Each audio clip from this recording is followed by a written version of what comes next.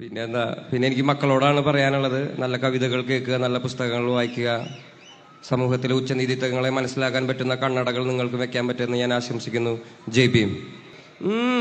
കാട്ടിലലയും കട്ടും മരക്കാരേ, വലക്കാരേ, കടൽക്കാരേ, കടല് നീരിനുപ്പിൽ പിറന്നോരേ, വിശപ്പറിയാതെ അലഞ്ഞോരേ, കാറ്റിലലയും കട്ടും മരക്കാരേ, വലക്കാരേ, കടൽക്കാരേ, കടല് നീരിനുപ്പിൽ പിറന്നോരേ.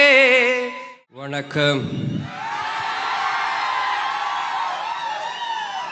ആദ്യം ഞാൻ ഒരുപാട് സന്തോഷത്തിലാണ്. കലാ, സാംസ്കാരിക, രാഷ്ട്രീയ മേഖലയിലെ ജാമ്പവാന്മാരിയ്ക്കുന്ന ഒരു വേദി പങ്കിടാൻ സാധിച്ചതിന് അതിന് ഒരുപാട് നന്ദിയുണ്ട് എനിക്ക് മുരുകൻ മാഷിനോട്.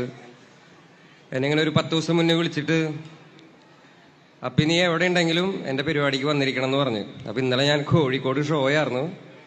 അപ്പം ഞാൻ മാഷിനെ വിളിച്ചിട്ട് ഞാൻ പറഞ്ഞു, മാഷെ ഞാൻ പ്രേതമായിട്ടെങ്കിലും വരിക എന്ന് പറഞ്ഞു. പക്ഷെ ഭാഗ്യത്തിന് ചത്തില്ല, ഞാൻ വന്ന്.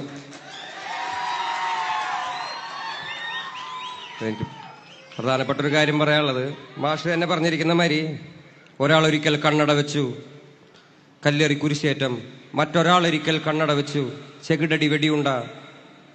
ഇതെല്ലാം അറിഞ്ഞിട്ടും നമ്മൾ സമൂഹത്തിൽ നടക്കുന്ന അനീതികൾക്കെതിരെ ഒരു പുതിയ കണ്ണട എടുത്തു വെക്കാൻ നമ്മളെല്ലാവരും ശ്രമിക്കാറുണ്ട്.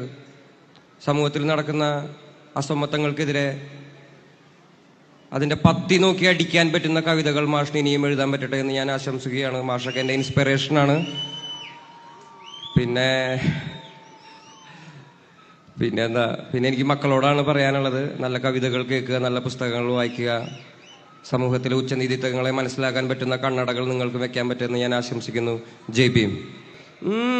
കാട്ടിലലയും കട്ടും മരക്കാരേ, വലക്കാരേ, കടൽക്കാരേ, കടല് നീരിനുപ്പിൽ പിറന്നോരേ, വിശപ്പറിയാതെ അലഞ്ഞോരേ, കാറ്റിലലയും കട്ടും മരക്കാരേ, വലക്കാരേ, കടൽക്കാരേ, കടല് നീരിനുപ്പിൽ പിറന്നോരേ, വിശപ്പറിയാതെ അലഞ്ഞോരേ. ജയ് ഭീം, ജയ് ഭീം.